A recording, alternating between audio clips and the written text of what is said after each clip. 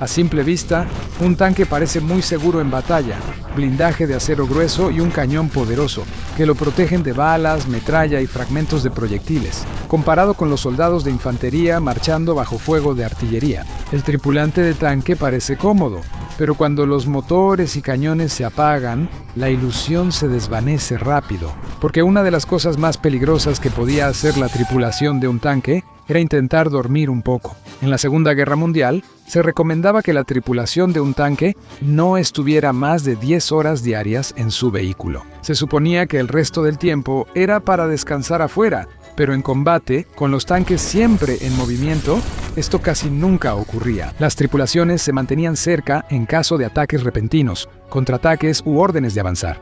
Y cuando llegaba el momento de descansar, a menudo lo aprovechaban. Donde el tanque se detenía, dormir dentro era casi imposible. No había espacio para acostarse ni comodidades de ningún tipo. Las tripulaciones dormían en el suelo junto a su vehículo y algunos extendían una lona desde el casco para improvisar un refugio.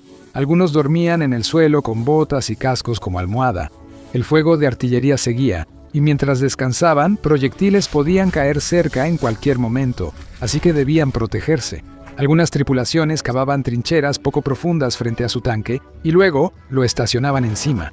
El blindaje del tanque los protegía de la metralla mientras dormían debajo. Fue una solución improvisada y peligrosa en terreno blando, ya que el peso del tanque podía hundirlo. Y si eso sucedía, los hombres debajo tenían pocas posibilidades de escapar, aplastados, atrapados o asfixiados por la misma máquina que se suponía los debía proteger. Muchos tripulantes de tanques se negaban a dormir debajo de sus vehículos. Ellos pensaban que era mejor arriesgarse a los proyectiles enemigos que morir bajo su tanque. Esta era la realidad del descanso para un tripulante de tanque, y eso era solo el comienzo. Los tanques priorizaban protección y potencia de fuego, sacrificando comodidad. El espacio interno era muy reducido. Los tripulantes estaban apretados entre paredes de acero, municiones, equipo de radio y la abertura del cañón principal. No había espacio para pararse ni para estirarse. Muchas veces ni siquiera suficiente espacio para darse la vuelta por completo. Cada movimiento tenía que ser preciso. Un codo fuera de lugar o un paso en falso podía atascar los controles o herir a un compañero de tripulación. El aire dentro del tanque estaba pesado y los fuertes gases de escape se ventilaban hacia afuera, pero siempre quedaban rastros dentro del compartimiento de combate. El olor a aceite, combustible, pólvora quemada y sudor se mezclaba formando una neblina permanente. Bañarse y tener ropa limpia era muy raro. Después de unos días o semanas en el campo, el propio tanque parecía absorber el olor de su tripulación. Luego estaba el calor. Los motores de los tanques producían mucho calor, sobre todo en verano o en compartimientos cerrados. Dentro, la temperatura podía superar los 38 grados Celsius, y durante el combate, el disparo del cañón aumentaba aún más el calor. Los largos periodos con las escotillas cerradas provocaban deshidratación y agotamiento por el calor, amenazas reales incluso sin acción enemiga. Además, no había baños. Los tripulantes usaban cualquier recipiente disponible o aguantaban lo más que podían. La higiene era, en el mejor de los casos, muy básica. El tanque era un arma, pero vivir en él era un castigo. Irónicamente, el mayor peligro para su tripulante no era el enemigo, sino el propio tanque.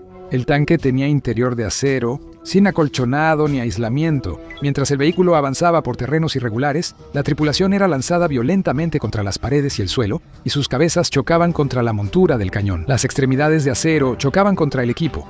Los golpes eran comunes, así que se usaban cascos especializados para tripulantes de tanques, diferentes a los cascos de infantería. Eran acolchados y flexibles, diseñados para proteger contra los golpes más que contra la metralla.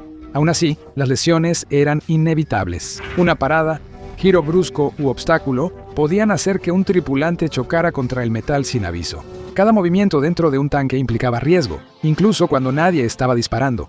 A pesar de su tamaño y potencia, los tanques eran sorprendentemente ciegos. La visión era limitada por rendijas y periscopios, que el polvo, lodo y escombros de las orugas solían cubrir, reduciendo aún más la visibilidad. En una columna de tanques avanzando, los que iban en la parte trasera frecuentemente quedaban cegados solo por el polvo. Los comandantes a veces abrían sus escotillas y se asomaban para tener una mejor vista. Los conductores seguían instrucciones a gritos o señales con las manos en situaciones fuera de combate. Esto era común en combate, y era mortal. Una cabeza expuesta era un blanco fácil para francotiradores, ametralladoras y fragmentos de proyectil. Aún así, muchos comandantes se arriesgaban. Observar el campo de batalla solía valer el riesgo. Bajo fuego, Las tripulaciones cerraban y sellaban todas las escotillas, reduciendo mucho la visibilidad. Los conductores a menudo se movían casi a ciegas, guiados por la voz del comandante a través del intercomunicador. Un error podía enviar al tanque a una zanja, a un campo de minas o directamente al fuego enemigo. Además del calor y el encierro, el ruido dentro de los tanques era ensordecedor. El motor emitía un rugido constante en el casco de acero sin aislamiento, amplificando el sonido. Mantener una conversación normal era imposible. Las tripulaciones usaban intercomunicadores, señales manuales, pequeños golpes o patadas para comunicarse. En combate, el ruido era abrumador. El disparo del cañón principal producía un sonido de más de 150 decibeles, suficiente para causar dolor inmediato y daño auditivo permanente. Las ametralladoras no eran mucho mejor, disparando en ráfagas largas y sostenidas. Cerca, las explosiones de artillería sacudían el casco y golpeaban a la tripulación. Algunos cascos de tanque incluían protección para los oídos, pero era limitada. Con el tiempo, la pérdida de audición se volvió casi inevitable. Muchos veteranos salieron de la guerra con pérdida parcial de la audición, un recuerdo de la vida en el interior. Con su blindaje de acero contra armas pequeñas, los tanques de combate eran casi invulnerables. Las balas de rifle y las ráfagas de ametralladora rebotaban inofensivamente en el blindaje, pero las armas más pesadas eran otra historia. Tanques, artillería, aviones y armas antitanque enemigos podían penetrar el blindaje a corta distancia. Cañones antitanque, cohetes y cargas huecas hicieron de los tanques blancos prioritarios. Al ser alcanzados, todo ocurría al instante. Fragmentos de blindaje, conocidos como esquirlas, podían desprenderse dentro del casco, convirtiendo el interior en una tormenta de metal afilado. La munición podía provocar incendios si causaba mucho daño. La primera reacción de la tripulación era escapar, usando rutas distintas según el tanque. Algunos tenían varias escotillas, otros una o dos. El entrenamiento se enfocaba en la rapidez. Las tripulaciones practicaban la evacuación una y otra vez, sabiendo que segundos vitales podían marcar la diferencia entre la vida y la muerte. Aún así, muchos nunca lograban salir. Las escotillas se atascaban, el fuego se propagaba demasiado rápido, los tanques se volcaban o se incendiaban, desde adentro hacia afuera. Un tanque que antes se sentía invencible podía convertirse en un ataúd de metal, en cuestión de segundos. Quienes miraban desde fuera pensaban que las tripulaciones de los tanques eran afortunadas por ir a bordo y luchar tras el blindaje, pero esa protección tenía su precio. Dormían en la tierra, respiraban los gases, soportaban el calor sofocante, el ruido ensordecedor y el cansancio constante. En el tanque, cada momento era peligroso e incómodo, y si el blindaje fallaba, rara vez había escapatoria.